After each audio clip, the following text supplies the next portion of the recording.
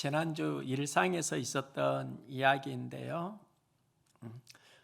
제가 설거지를 마칠 즈음에 아내가 저에게 다가와서 그냥 안아달라고 했습니다. 보통 안아달라고 하면 아내를 장난스럽게 안고요.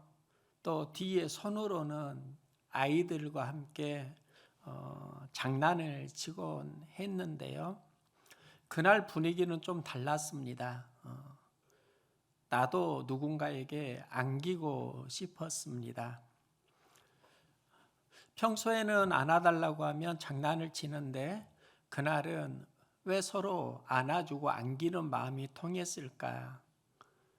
그때는 서로 동일한 정서가 있었습니다.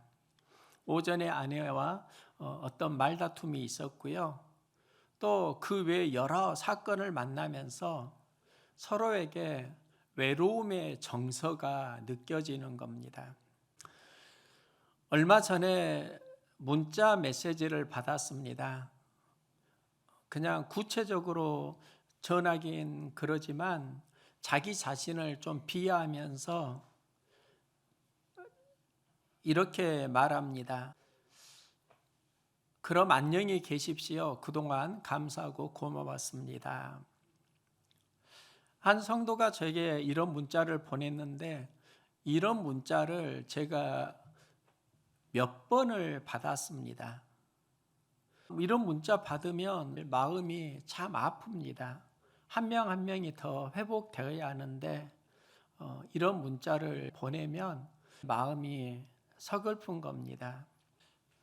그동안 감사했습니다. 고마웠습니다. 이런 문자를 제가 몇 번 받았다고 하면 이 문자를 보낸 뒤에 다시 또 왔다는 걸 알기 때문에 제가 그분에게 느끼는 마음은 이런 겁니다.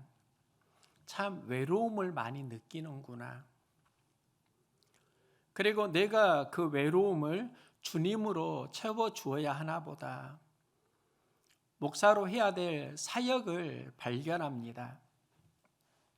사람마다 누구나 어떤 외로움을 느끼고 그 외로울 때 가는 길이 있는데요. 어떤 길을 만들어야 하는가? 외로울 때 길이 나고 길이 만들어지는데 외로울 때 우리가 만들어야 하는 그 길이 어떤 길인가? 에스겔은 제사장입니다. 지금으로 말하면 목회자인데요. 예루살렘 성전이 무너졌습니다. 그러면 교회가 무너졌다는 것이고 그는 바벨론의 포로로 잡혀갑니다. 국가를 잃었다는 겁니다. 이 어려운 시기에 그가 선지자로 부름을 받는데 에스겔 1장을 보면 내가 사로잡힌 자 중에 있는데 하나님의 권능이 내 위에 있느니라.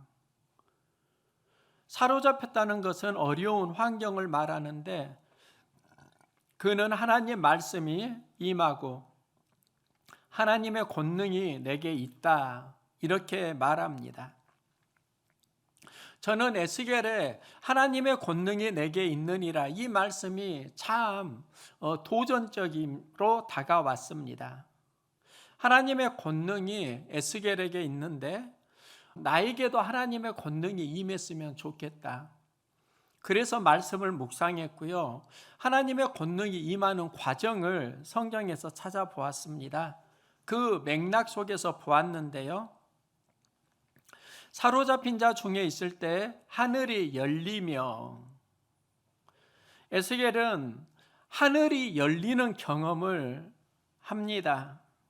하나님의 권능으로 가는 그 과정에 하늘이 열렸다 고백합니다. 우리가 어떻게 성장하는가를 생각을 하면 열리는 만큼 성장합니다. 강원도에서 군 생활을 했고요. 팔뚝만한 더덕을 많이 캔다는 그런 소리를 들었습니다.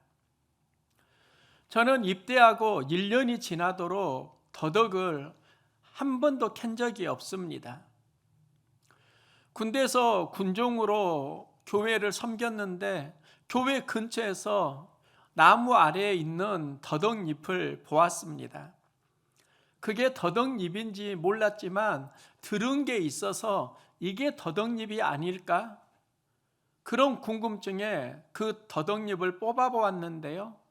성냥개비만한 더덕이 딸려왔습니다. 그게 제가 처음으로 캔 더덕입니다. 그런데 제가 처음으로 더덕을 캐고 더덕에 대한 눈이 열리고 그 다음부터는 계속 더덕이 보이는 겁니다. 한번 더덕이 보이니까 군에서 제대할 때까지 아마 제가 더덕 한 10여 킬로는 그래도 좋게 캤을 것 같습니다.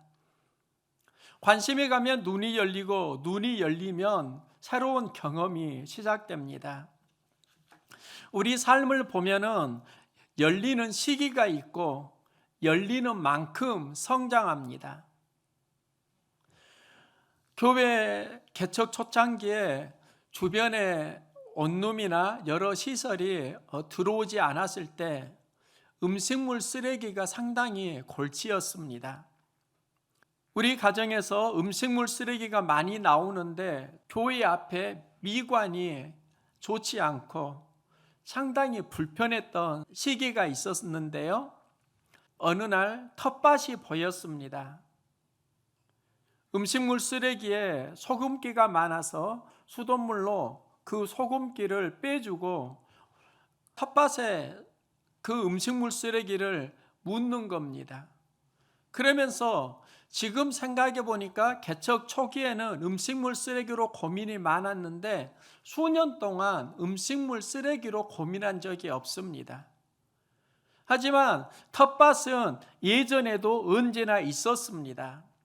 눈이 열리니까 텃밭 속의 음식물을 버리면 되겠다. 그게 생각이 나고 그렇게 이용하면서 참 편해진 겁니다.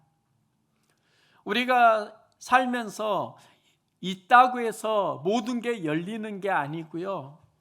있다고 해서 모든 게 동일하게 경험되는 것도 아닙니다. 우리 인생에는 열림의 시기가 필요합니다. 프랑스 북부 콩피에뉴에서 있었던 일인데요. 한 여성이 집을 팔려고 하면서 집 안에 있는 물건을 정리합니다. 이 물건의 가치를 알기 위해서 경매인을 불렀는데요. 경매인이 그녀의 부엌에 있는 한 그림을 발견합니다. 그 그림은 13세기에 그려진 치마부의 그림입니다.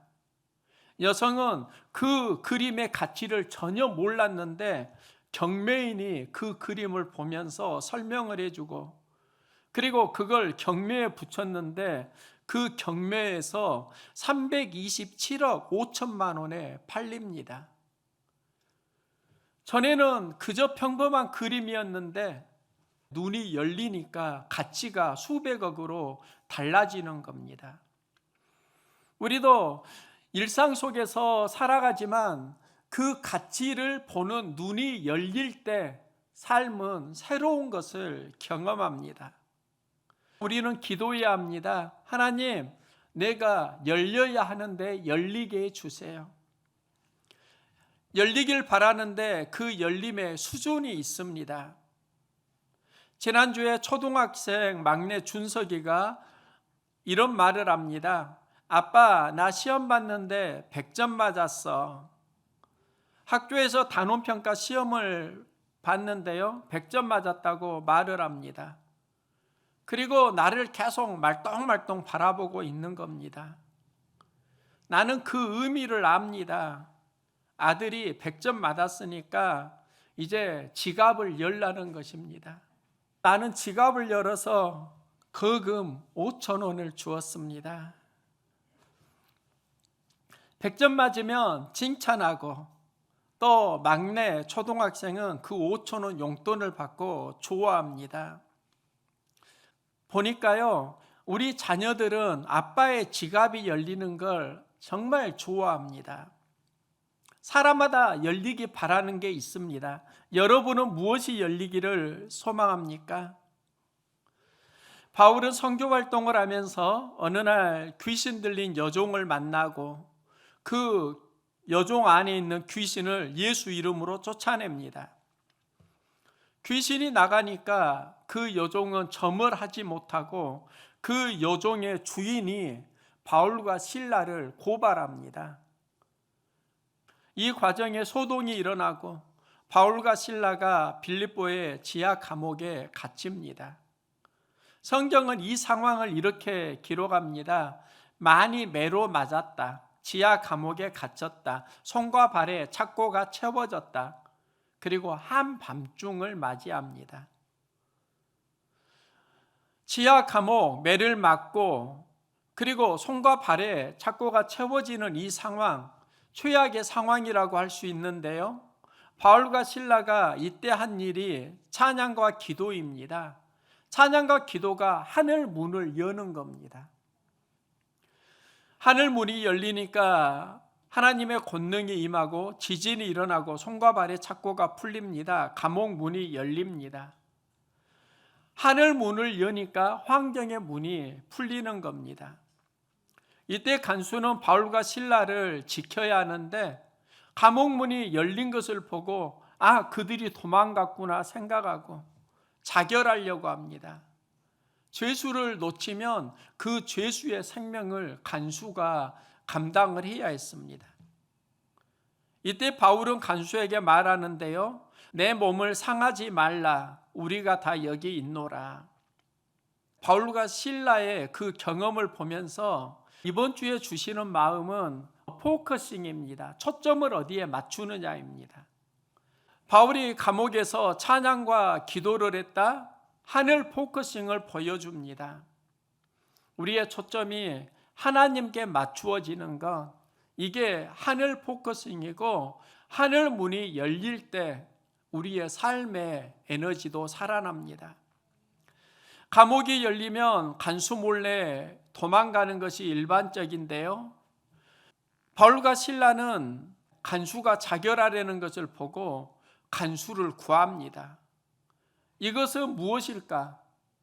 하나님께 기도해서 이적을 경험하고 감옥 문이 열렸는데 그러면은 나가야 되는데 간수가 자살하려고 하니까 그를 구합니다. 그러면 바울에게 있어서 또 하나의 포커싱이 있는데 그건 생명입니다. 바울은 감옥에서 도망가는 그 일보다 간수의 생명을 살리는데 마음을 둡니다. 그에게 생명 포커싱이 있었다는 겁니다. 이런 바울을 보고 간수는 충격을 받고 새로운 눈이 열리는데요. 어떻게 하여야 구원을 얻으리까? 구원에 대한 눈이 열립니다. 바울은 복음을 전합니다. 주 예수를 믿으라. 그리하면 너와 내 집이 구원을 얻으리라. 간수는 예수를 영접하고 바울을 데리고 그의 온 가족이 모여서 세례를 받고 그 온 집안이 예수를 믿게 됩니다. 바울은 지하 감옥에서 하늘 문을 엽니다. 삶이 닥치고 어려울 때 관심이 하늘 포커싱으로 나아가야 한다는 것이지요. 여기에서 에스겔은 권능이 하나님의 권능이 임하니라 이 고백을 합니다. 하늘이 열리며 하나님의 모습이 내게 보였다. 에스겔은 하늘이 열리고 하나님 모습이 보이는 경험을 합니다. 하나님의 모습이 보였다. 이게 비전 체험입니다. 그런데 본문을 보면 에스겔이 하나님의 모습을 보았다가 아니라 하나님의 모습이 보였다입니다. 보는 것도 중요하지만 더 중요한 건 보이는 은혜입니다. 사람은 보는 것이 아니라 보이는 것에 영향을 많이 받습니다. 자녀들을 키우는데요. 자녀들이 보는 것과 내가 보는 것은 상당히 다릅니다. 저도 어렸을 때 게임을 좋아했습니다. 그런데 지금 아이들이 게임하는 것을 봅니다. 나는 보아도 그 게임이 뭐가 뭔지 모르겠습니다. 보지만 눈이 안 열리는 겁니다. 눈이 안 열리니까 그것을 할 이유도 하고 싶은 마음도 없습니다. 그런데 아이들이 그걸 하는 건 거기에 눈이 열렸다는 겁니다. 예전에 동기 목사님이 고흥에 기도원을 지었습니다. 그때 제가 한 달 이상 봉사해 준 적이 있습니다. 목사님이 수년 동안 흑일 이겨서 건축을 했는데 그 일을 업자에게 맡기면 평당 400만 원 이상이 든다고 했습니다. 그런데 목사님이 수백 평을 직접 수년 동안 세웠습니다. 수년 전의 이야기인데 요즘에 이런 생각이 들었습니다. 우리 교회에 내가 해보면 어떨까? 이 생각이 들어오다가 이제 보이는 경험을 했습니다. 이렇게 꾸미면 좋겠다는 생각이 드니까 보이는 경험이 시작됩니다. 그래서 교회 곳곳에 인테리어 필름을 붙였는데요. 우리는 보지만 보는 것과 보이는 것은 다릅니다. 비전은 보는 것이 아니라 보이는 겁니다. 봐도 보이지 않는 것이 많이 있습니다. 우리는 본다고 모두 다 보는 게 아니라 보는 색깔은 사람마다 다르다는 겁니다. 교회에 어떤 마음을 가지고 있느냐에 따라서 사건에 보이는 것과 해석은 달라집니다. 믿음이 있으면 그 연약함은 내가 쓰임받는 현장이 될 수 있고, 또 믿음이 감당이 안 되면 연약함은 나에게 부담이 될 수도 있습니다. 예수님은 보기는 보아도 깨닫지 못하고 알지 못한다고 말합니다. 이것은 보이지 않는 경험을 이야기합니다. 본다고 다 보는 게 아니고 듣는다고 깨닫는 게 아니라는 말씀입니다. 하나님이 보여주시면 알게 되고 깨닫게 됩니다. 그래서 하나님 앞에 우리의 마음밭이 좋아야 합니다. 하나님께 눈이 열려야 합니다. 보는 것보다 보이는 것이 중요하다. 이게 사역을 하면서 굉장히 절실하게 느껴지더라고요. 우리가 시력으로 뭘 보는 것 같지만 믿음으로 상황을 보는 겁니다. 믿음으로 상황이 보이는 겁니다. 보이는 데서 보이는 만큼 우리는 쓰임받습니다. 하늘이 열리고 하나님의 모습이 보였다는 에스겔의 이야기는 하나님의 모습이 보였다, 비전을 경험했다는 것이고, 이 비전 경험 속에서 하나님의 권능이 내 입에 있느니라와 연결됩니다. 하늘이 열리고 하나님의 모습이 보이면서 에스겔은 권능이 임합니다. 에스겔은 하늘이 열린다, 하나님의 모습이 보인다, 그리고 하나님의 말씀이 특별히 나에게 임했다 고백합니다. 하늘이 열리고 하나님을 만나면 하나님의 말씀이 우리에게 임합니다. 말씀이 나에게 임하는 경험, 이게 신앙에서 굉장히 중요합니다. 우리는 무슨 일을 하려고 할 때 내 의지나 생각대로 되는 게 아닙니다. 하나님 말씀이 나에게 임하면 그 일이 되어집니다. 예수님은 40일 금식 기도를 하시는데요. 이건 하나님 나라 사역 준비라고 할 수 있습니다.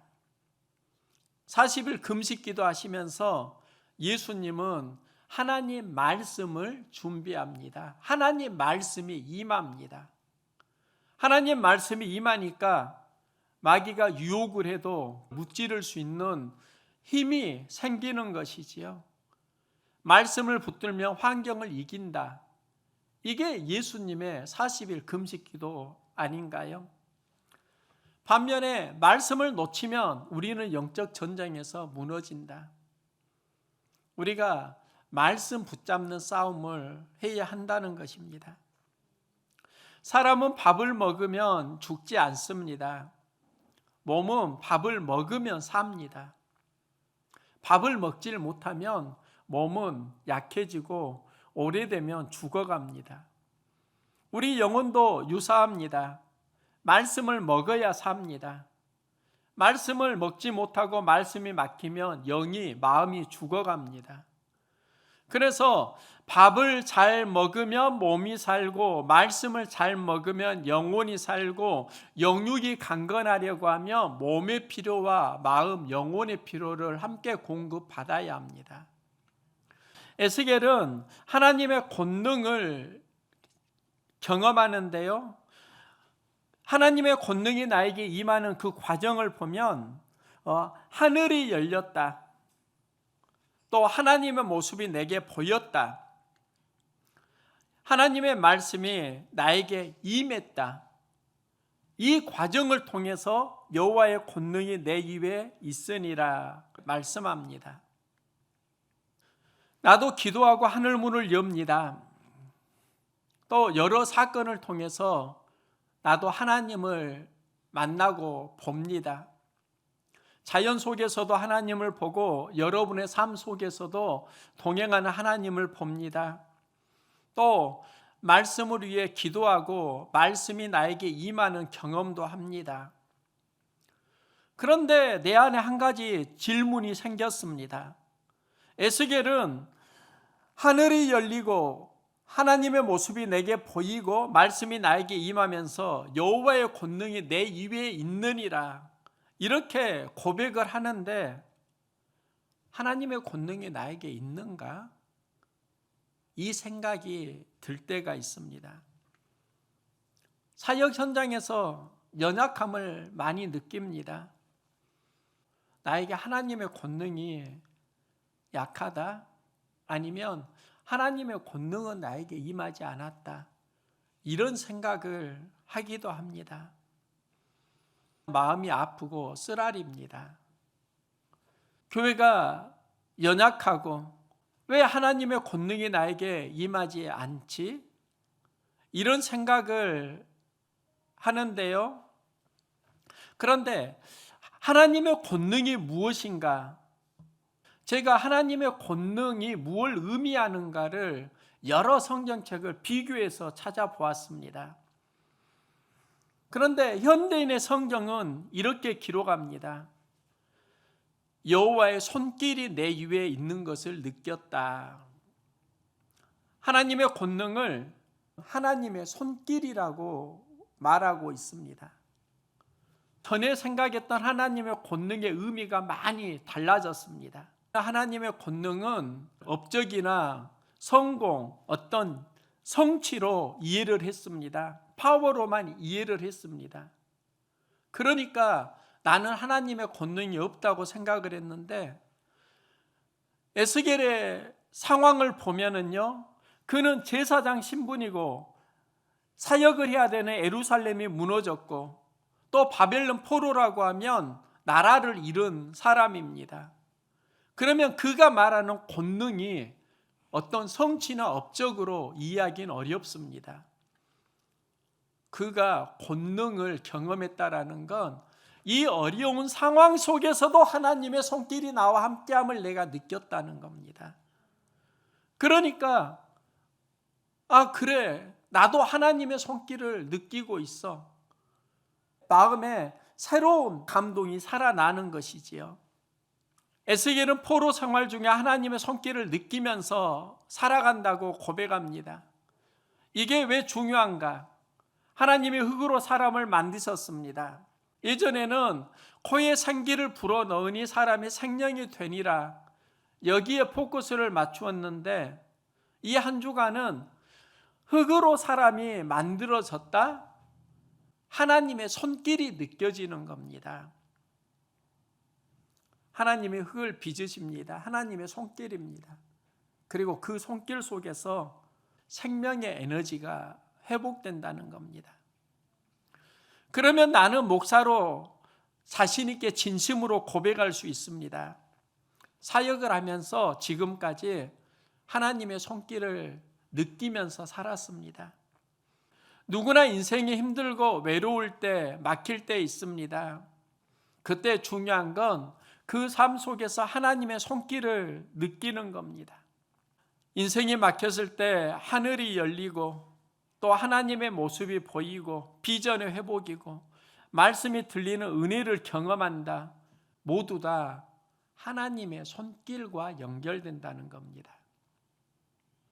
여러분 한 분 한 분은 하나님의 손길입니다. 여러분은 나에게 하나님의 손길이고 나는 여러분에게 하나님의 손길입니다.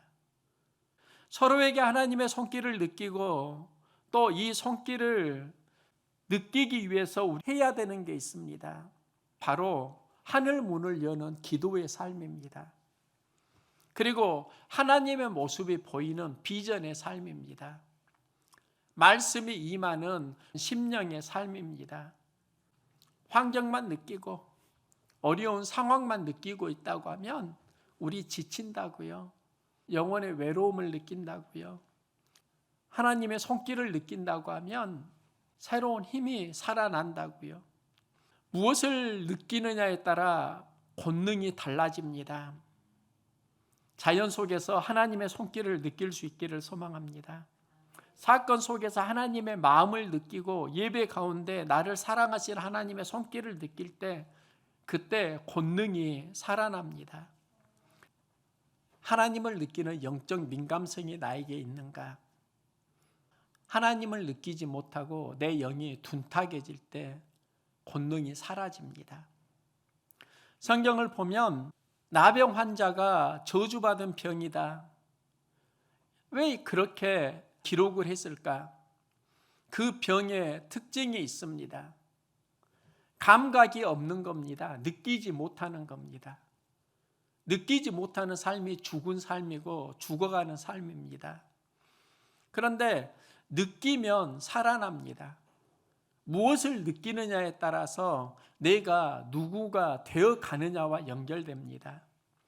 세상은 하나님을 느끼지 못할 때 우리는 하나님을 느껴야 하고 하나님의 손길이 나를 느낄 때 내 영이 살아난다는 거 기억하고요. 자연 속에서 또 관계 속에서 예배 속에서 하나님의 손길을 느껴갈 수 있기를 소망합니다.